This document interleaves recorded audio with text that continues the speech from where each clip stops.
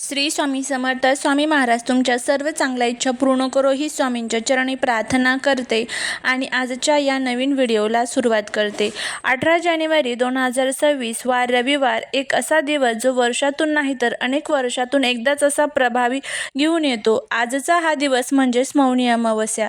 शास्त्रामध्ये असं म्हटलं आहे की या दिवशी केलेलं एक छोटंसं पुण्य कर्मही 100 वर्षाचं फळ देतं.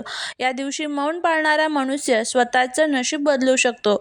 या दिवशी केलेले काही उपाय आयुष्यातील दारिद्र्य, दोष, ग्रह दोष, मानसिक अशांती कायमची दूर करू शकतो. या दिवशी प्रत्येक आईने किंवा घरातील कोणत्या एका व्यक्तीने आपल्या मुलांसाठी, मुलींसाठी एक अतिशय प्रभावी असा उपाय करायचा आहे. हा उपाय कशासाठी करायचा आहे तर त्यांच्या अभ्यासात, नोकरीत प्रगती व्हावी, त्यांना प्रत्येक क्षेत्रात यश मिळावं, सर्व दोष, विघ्न, अडचणी, संकटे दूर व्हावीत, वर्षभर अभ्यासामध्ये, नोकरीमध्ये यश मिळावं, यासाठी असा हा प्रभावी उपाय करायचा आहे. हा उपाय कसा करायचा, कोणत्या वेळेत करायचं, याबद्दलची संपूर्ण माहिती या आजच्या व्हिडिओमध्ये मी तुमच्यासोबत शेअर करणार आहे. त्यामुळे तुम्ही हा व्हिडिओ स्किप न करता शेवटपर्यंत पहा. चॅनलवरती जर तुम्ही नवीन असाल तर चॅनलला सबस्क्राईब करा आणि असेच माहितीपूर्ण नवनवीन व्हिडिओ पाहण्यासाठी बेल आयकॉनलाही प्रेस करा, म्हणजे जेव्हा कधी मी नवीन व्हिडिओ अपलोड करेल त्याचं नोटिफिकेशन सर्वात अगोदर तुम्हाला भेटेल आणि तुम्ही एक पण व्हिडिओ मिस करणार नाही. त्याचबरोबर कमेंटमध्ये जय माता लक्ष्मी लिहायला अजिबात विसरू नका, जेणेकरून माता लक्ष्मीची तुमच्या कुटुंबावर, मुलांवर अगदी भरभरून अशी कृपा होईल. मौनी या शब्दाचा अर्थ आहे मौन पाळणारा. मौनी अमावस्या म्हणजे अशी अमावस्या ज्या दिवशी मन, वाणी आणि कर्म यावर पूर्ण नियंत्रण ठेवण्याचा दिवस असतो.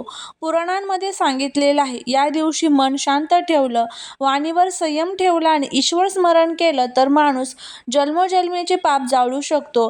ही अमावस्या विशेषतः जोडलेली आहे पितृलोकाशी, तपश्चर्येशी, मौन शक्तीशी आणि आत्मशुद्धीशी. म्हणूनच याला तपस्व्यांची अमावस्या असं देखील म्हणतात. या दिवशी काही प्रभावी असे दुर्मिळ योग तयार होत आहेत.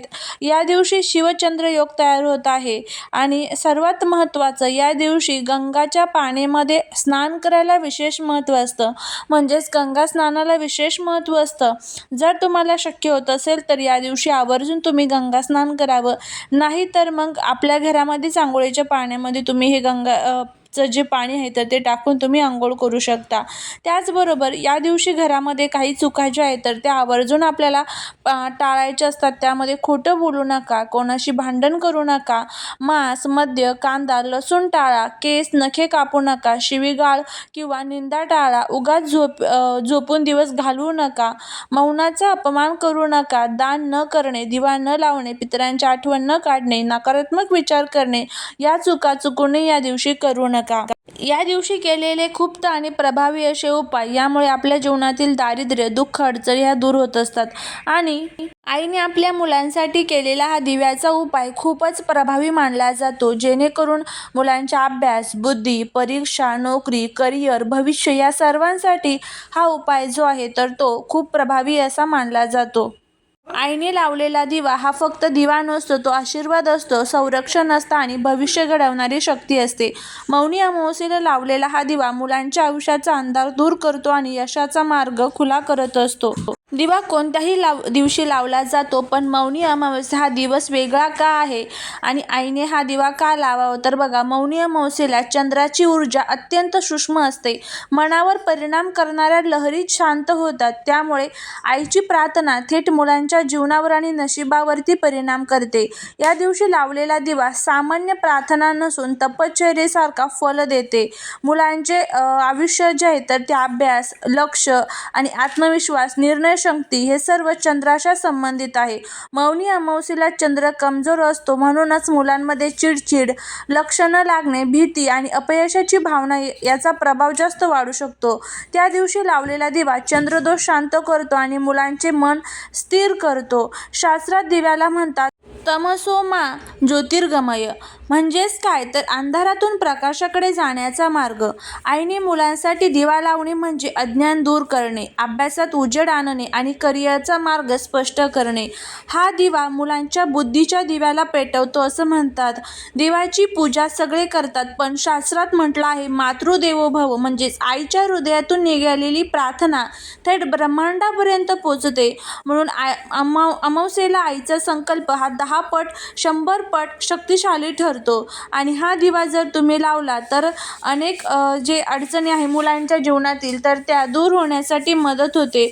अनेक माता सांगतात हा दिवा लावल्यावर मुलांचा अभ्यास सुधारला, नोकरीचे अडथळे दूर झाले आणि भीती आणि गोंधळ कमी झाला. कारण मन शांत होतं, लक्ष केंद्रित होतं आणि आत्मविश्वास वाढतो.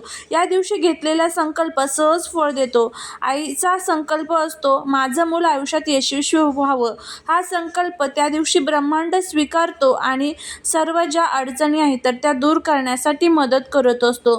त्यामुळे हा दिवा प्रत्येक आईने आपल्या मुलांसाठी आवर्जून लावावा.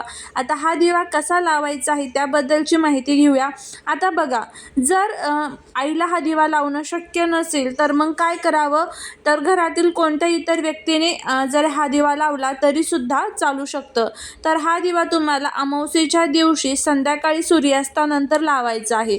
काय लागेल, मातीचा दिवा लागेल, तिळाचं तेल लागेल, कापसाची वात लागेल, थोडेसे तांदूळ, हळदी कुंकू, पांढरा कागद आणि लाल पेन लागेल. यासाठी उपाय करण्याची संपूर्ण पद्धत आपण बघूया. तर आईने आधी काय करावे किंवा जे कोणी घरातील व्यक्ती हा उपाय करत आहे त्याने अगोदर काय करावं, स्नान करून स्वच्छ कपडे घालावेत, मन शांत ठेवावं, शक्य असेल तर थोडे मौन पाळावे आणि स्नान करणं शक्य नसेल संध्याकाळी तर हातपाय स्वच्छ धुवून त्यानंतर हा उपाय करू शकता. पांढऱ्या कागदावर मुलांचं नाव लिहायचं आहे, मुलांचं पूर्ण नाव आणि जन्मतारीख लिहा. कागदावर 3 तांदूळ ठेवायचे, अखंड तांदूळ ठेवायचे, कुठेही तुटलेले नको, फुटलेले नको, असे 3 तांदूळ ठेवायचे आहे. मुलांचं पूर्ण नाव लिहून दिवा कोठे लावायचा, देवघरात किंवा घराच्या पूर्व दिशेला. दिवा ठेवताना कागद दिव्याच्या खाली ठेवा. दिवा एक घ्यायचा, त्यामध्ये कापसाची वात घालायची आणि त्यामध्ये जे तिळाचं तेल आपण घेतलेलं आहे तर ते घालायचं. दिवा प्रज्वलित करायचा आणि देवघरात तुम्हाला काय करायचं आहे, दिवा ठेवताना आधी खाली जो कागद आहे तर तो खाली ठेवायचा आणि त्यावरती आपल्याला जो कागद आहे ना तर त्यावरती दिवा जो आहे तर तो ठेवायचा आहे. आता दिवा पेटवताना अगोदर डोळे बंद करून आपल्याला एक मंत्र म्हणायचा आहे, तो म्हणजे ओम गण गणपते नमः. हा मंत्र 11 वेळेस म्हणायचे आणि बुद्धी आणि अडथळे दूर करण्यासाठी मदत होते. त्यानंतर 7 वेळेस तुम्हाला ओम नमः शिवाय या मंत्राची प्रार्थना करायची. दिवा प्रज्वलित करायचा, दिव्याला हळदी कुंकू अक्षता अर्पण करायचे आणि मनातल्या मनात आईने भाव ठेवायचा आहे की माझ्या मुलांच्या आयुष्यातील सर्व अडथळे दूर होत आहेत, त्यांच्या अभ्यासात नोकरीत त्यांना यश मिळो, अशी आईची भावना या उपाय करत असताना मोठी शक्ती जी आहे तर ती त्या उपायासाठी प्रभावी अशी ठरत असते. दिवा किती वेळ जळू द्यायचा, शक्य असेल तर पूर्ण जळू द्या, विझवू नका. विझल्यानंतर मग पुढं काय करायचं, तर दुसऱ्या दिवशी सकाळी तो कागद तुळशीजवळ ठेवा किंवा पुस्तकात ठेवा किंवा जिथं मुलं अभ्यास करतात तिथे ठेवा. हा उपाय कसा आणि का काम करतो, तर तिळाचे तेल ग्रहदोष शमन करते, मातीचा दिवा हा पृथ्वी तत्व आणि स्थैर्य आहे, आईची प्रार्थना ही सर्वात शक्तिशाली आशीर्वाद मानला जातो. मौनी अमावस्या तपस आहे आणि पुस्तकात जिथं मुलं अभ्यास करतात तिथं हा कागद ठेवल्यामुळे मुलांचे सर्व अडचणी ज्या आहेत तर त्या दूर होण्यासाठी मदत होते.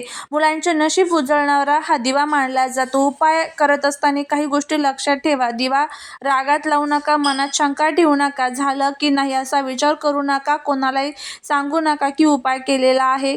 विशेष सूचना म्हणजे हा उपाय आईनेच करावा, आजही करू शकते, एकच दिवशी पुरेसा आहे, ह्याच दिवशी तुम्ही हा करू शकता. तर नक्की करून बघा, फायदा होईल. श्री स्वामी समर्थ.